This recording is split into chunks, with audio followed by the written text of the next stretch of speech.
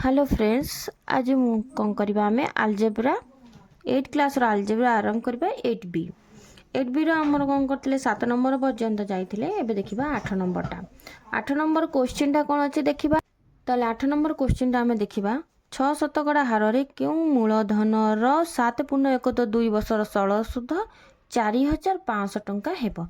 पिला माने आम सबू जगह कौन करचे ना सुध हार देइछि, मूलधन देइछि, सरल सुध आम कौन करचे ना निर्णय करचे। ताले एठी हमर कौन अछि हारटा देइछि मूलधन पी। देख मूलधन एठी नाही तेणु करी मूलधन पीटा रखिदबा। समय टी नहीं कि आम आई अच्छी 4500 टंका आम नहीं कि पीटा निर्णय करिया। एटा पूरा पूरी कौन है ना अति सहजिया गणितटे। 8 नंबर देखिबा ताले सुधर हार आर समान कौन करवा ना 6 शतकड़ा। ताले आम देखिबा कौन ना मूलधन पी को आम ये कौन करवा बाहर करवा। ये पीटा आमर मूलधन केते बाहर करवा। समय टी समान 7.1 बा केते हो ना 15 विभक्त 2 वर्ष के ना 7 दूने 14 के 15 है। सुध आई समान आमर दे देइछि केते देखिदबा। आई समान 4500 टंका देइछि। 4500 टंका जे देइछि मु पी एठी बाहर कर देबी। पी इज इक्वल टू कोन हबो आई इंटू 100 बाय आर टी हला। 4500 गुणन 100 आर हला मोर कोन 6 टी हला 15 व्यक्त को 2 मोटे 2 रे काट दोछि 2 3 6 हे जिवो सैला। ताले 2 3 मोर कटिगला केते एमिति भी काट देले हम नले उल्टे की भी काटी देले हबो।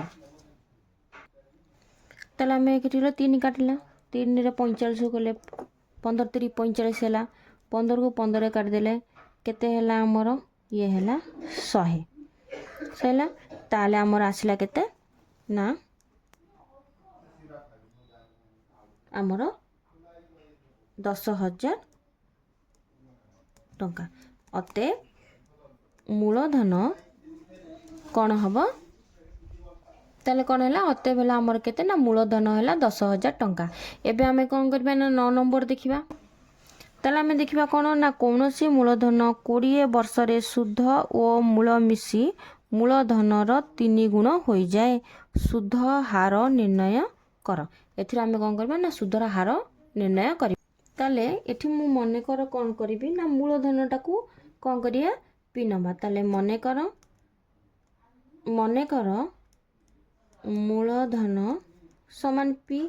ताले प्रश्नानुसार देइछि कौन ना प्रश्नानुसार देइछि। ताले मने कर मूलधन पी प्रश्नानुसार 20 वर्ष पर सुध और मूल मिसी 3 गुण हो जिवो। 3 गुण को मु एठी कौन करिबी ना 3p टंका हैला। ताले एटा हमर कौन हैला समूल सुध। कारण समूल सुध कौन ना सुध और मूलधन मिसिकी 3p हैला। ताले मु एठू कौन करिबी ना सुध बाहर कर देबी। समूल सुध और सुध को फेडी देली मूलधन को फेडी देली। ताले मूलधन को p धरतिली समूल सुध ला 3p। ताले मोर एठी सुध बाहरी गेला केते 2p बाहरी गेला। टी मोर देई देइछि केते ना 20 वर्ष दे देइछि। ताले मु एठी आर बाहर कर देबी आई इंटू 100 बाय पीटी। ताले एठी मोर आई हला केते ना 2p गुणन 100 विभक्त क p गुणन t हला केते 20। ताले आमे एठी कोन करबा हमें ना 2 रे काटले 2 10 10 रे करले 10 10 100 p की p कटि गला हमर हला केते 10 शतकड़ा। ताले हमर पचार थिला कोन ना सुधर हार निर्णय करिया पई के। ताले सुधर हार निर्णय करिया पई गले अते सुधर हार 10 शतकड़ा। एबे कौन करबा हमें 10 नंबर प्रश्नटा को देखिबा।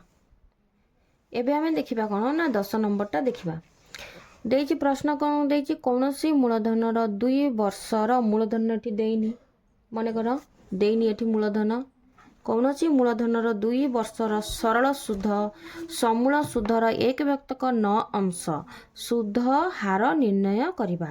ତାହେଲେ ଏଠି ଆମେ କ'ଣ କରିବା ନା ସମୂଳ ସୁଧର ପରିମାଣକୁ କ'ଣ କରିବି ନା x ଟଙ୍କା। ତାହେଲେ ଆମେ ଏଠି ଲେଖିବା କ'ଣ ନା ମନେକର ସମୂଳ ସୁଧର ପରିମାଣଟା ତାହେଲେ x ଟଙ୍କା ହେଲା 2 ବର୍ଷର ସୁଧର ପରିମାଣ 2 ବର୍ଷର ସୁଧର ପରିମାଣ I = କ'ଣ ହେବ x/9 ଟଙ୍କା।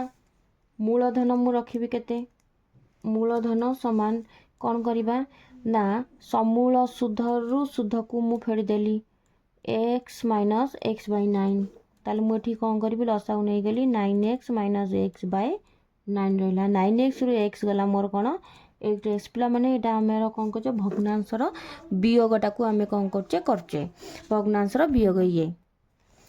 ତାହେଲେ ଆମର କ'ଣ କରିବା ନା ସୁଧର ହାର ବାହାର କରିବା r = କ'ଣ କରିବା ସୂତ୍ର ପକାଇଦେବା I × 100/pt। ତାହେଲେ ମୋର I ହେଲା x/9 × 100 p ମୂଳଧନ ବାହାରିଛି କେତେ ନା 8x/9 × 2 କୁ ଏକାଥରେ 100ରେ କାଟିଦେଲେ ଆମର 50 ରହିଗଲା ନା ନାଇଁ। ଏବେ ଆକୁ କରିଦେବା କେତେ ନା x/9 × 50 এইটা କ'ଣ କରିବ ଓଲଟି ଯିବ 9/8x 9 କଟିଗଲା x କଟିଗଲା ରହିଲା କେତେ ନା 50/8 ସମାନେ 25/4 ନା ନାଇଁ 25/4 କି ମୁଁ ବି ଆହୁରି ପୂର୍ଣ୍ଣ ବା ମିଶ୍ର ଭଗ୍ନାଂଶ ପରିଣତ କଲେ 6 × 1 = 4 ଶତକଡ଼ା। ତାହେଲେ ଆମର ସୁଧର ହାର କେତେ ବାହାରିଲା 6 × 1/4 ଶତକଡ଼ା। ଏବେ କ'ଣ କରିବା 11 ନମ୍ବର ପ୍ରଶ୍ନଟା ଦେଖିବା। 11 ନମ୍ବର ପ୍ରଶ୍ନରେ କ'ଣ ଅଛି କୌଣସି ମୂଳଧନର ଏକ ନିର୍ଦ୍ଦିଷ୍ଟ ହାରରେ 10 ବର୍ଷର ଓ 6 ବର୍ଷର ସମୂଳ ସୁଧ 10 ବର୍ଷ ଓ 6 ବର୍ଷର ସମୂଳ ସୁଧ ଦେଇଛି କେତେ ନା 3000 ଟଙ୍କା। ଆଚ୍ଛା 3000 ଆଉ କେତେ ଦେଇଛି ଓ 2600 ଟଙ୍କା।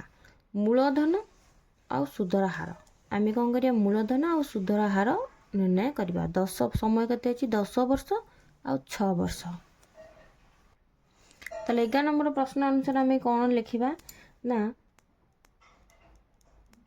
10 ବର୍ଷର